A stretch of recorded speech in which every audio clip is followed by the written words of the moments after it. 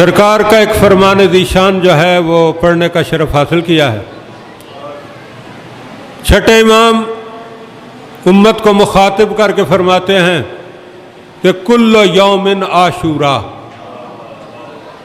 مومن کی زندگی کا ہر دن عاشور کا دن ہے۔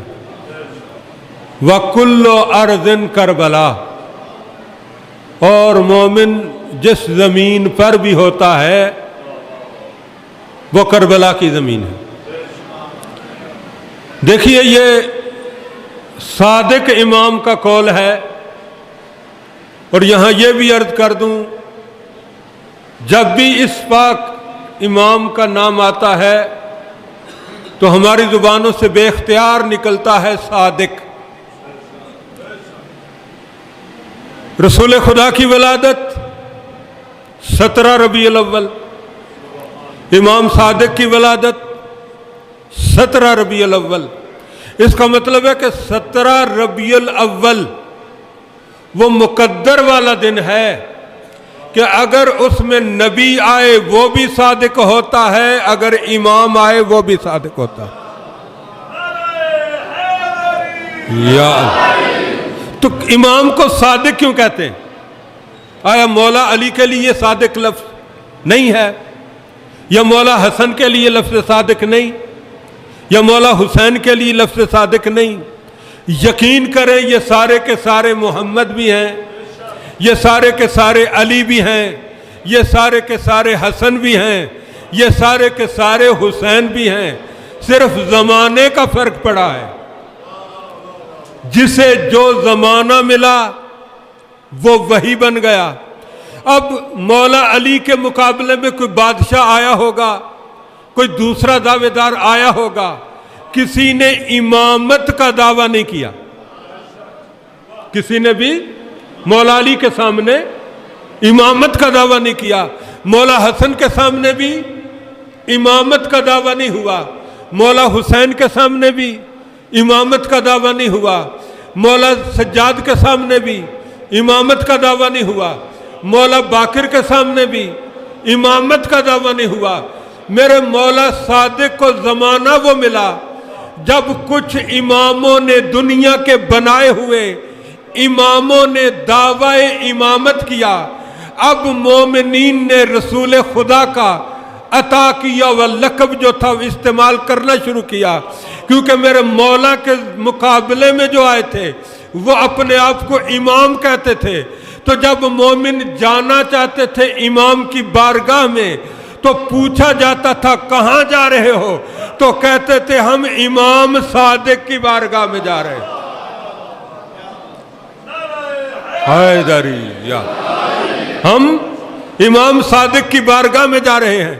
اب ظاہر ہے کہ اپنوں کی حکومت تھی نہیں، اپنوں کی حکومت تو صرف چند سال، 4.5 سال رہی، اس سے زیادہ کوئی مدت نہیں ملی آل محمد کو۔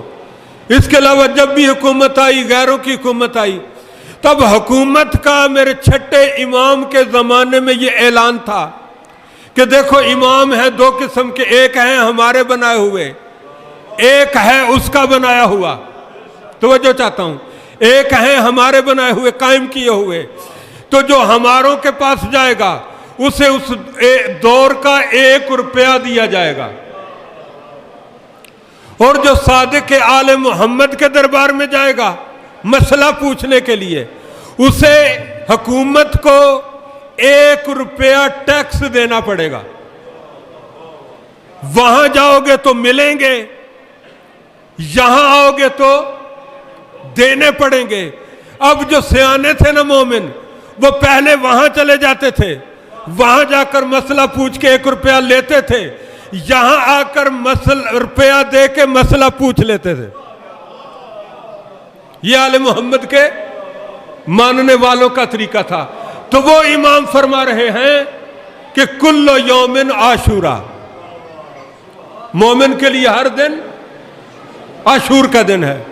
وَكُلُّ أَرْضٍ کربلا، اور مومن کے لیے ہر زمین سرزمین کربلا ہے۔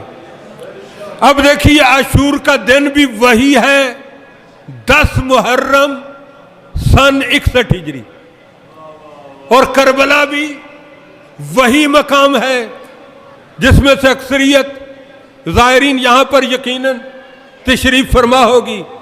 اگر زیارت سے محروم ہیں تو اللہ سب کو اسی سال کربلا کی زیارت جو ہے وہ نصیب فرمائے۔ میں دعا کر رہا ہوں انشاءاللہ نصیب ہوگی، کوئی مشکل کام نہیں ہے، ارادہ کرنا تیرا کام ہے، زیارت کروانا مظلوم کربلا کا کام ہے۔ حیدری۔ اب یہیں پر زیارت کے لفظ سے مجھے یاد آ گیا کہ چھٹے امام ہی سے مومن سوال کرتا ہے کہ مولا 19 سنتی حج کر چکا ہوں۔ کتنے کر چکا ہوں؟ 19۔ مولا اللہ مجھے کتنا اجر عطا کرے گا؟ چھٹے امام فرماتے ہیں ایک حج اور کر تاکہ تیرے حجوں کی تعداد ہو جائے 20۔ 20 سنتی واجب کی بات نہیں ہو رہی، 1 کروڑ سنتی حج کر لے، واجب ادا نہ کرے تو جہنمی ہے،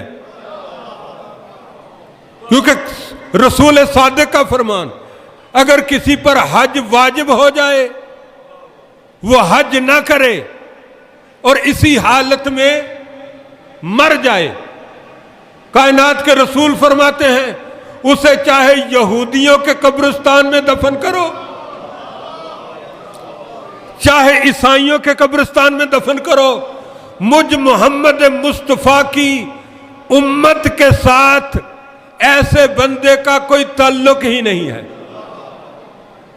تو سنتی حج کی بات ہو رہی، امام نے کیا فرمایا؟ 1 حج اور کر تاکہ تیرے حجوں کی تعداد ہو جائے 20۔ جب تو 20 حج کر لے گا نا سنتی، تو پھر میرا اللہ تجھے میرے جد کے روزے کی چوکھٹ پر 1 بوسے کے برابر ثواب عطا کر دے گا۔